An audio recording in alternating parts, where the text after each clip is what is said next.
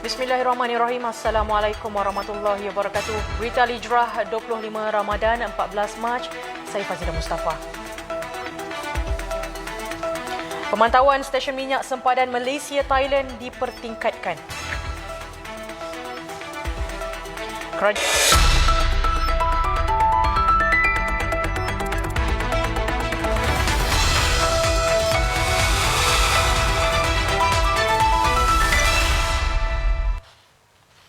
Pemantauan di stesen minyak berhampiran sempadan Malaysia Thailand di Kelantan dipertingkatkan bagi mengekang kegiatan pembelian petrol dan diesel yang disyaki untuk tujuan penyeludupan ke negara jiran.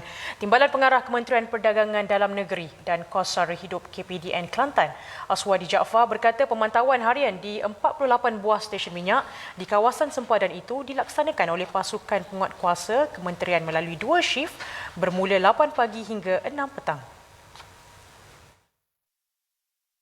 Kita di KPDN Kelantan ni, pemantauan, pemeriksaan di sempadan ni sentiasa kita buat setiap hari, termasuk juga pada hari cuti.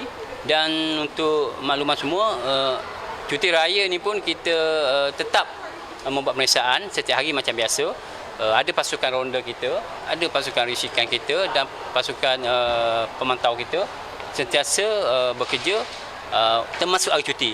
Dan kita juga buka bilik gerakan pada hari raya bagi memastikan pengguna ataupun maklumat-maklumat yang boleh disampaikan kita buka setiap hari.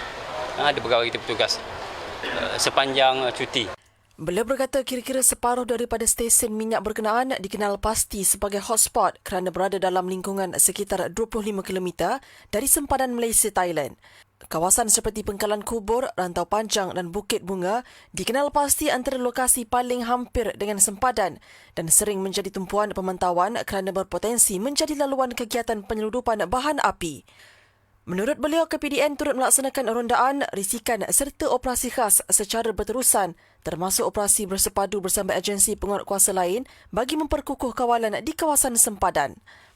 Beliau juga tidak menolak kemungkinan konflik di Asia Barat yang menjejaskan bekalan minyak dunia turut menimbulkan kebimbangan terhadap kemungkinan peningkatan permintaan bahan api di kawasan sempadan. Aswadi berkata demikian ketika ditemui media selepas merasmikan pelancaran skim harga maksimum musim perayaan SHMMPP Hari Raya Puasa 2026 di Kota Baru siang tadi. Pelaksanaan skim yang akan berjalan selama 15 hari iaitu seminggu sebelum Aidilfitri dan berakhir seminggu selepas hari raya itu akan melibatkan 27 jenis barangan keperluan meliputi barangan basah dan barangan kering serta sayur-sayuran. Seramai 140 penguatkuasa dan 84 pegawai pemantau harga akan digerakkan ke seluruh negeri bagi memastikan peniaga mematuhi harga maksimum yang ditetapkan serta mempamerkan tanda harga mengikut peraturan.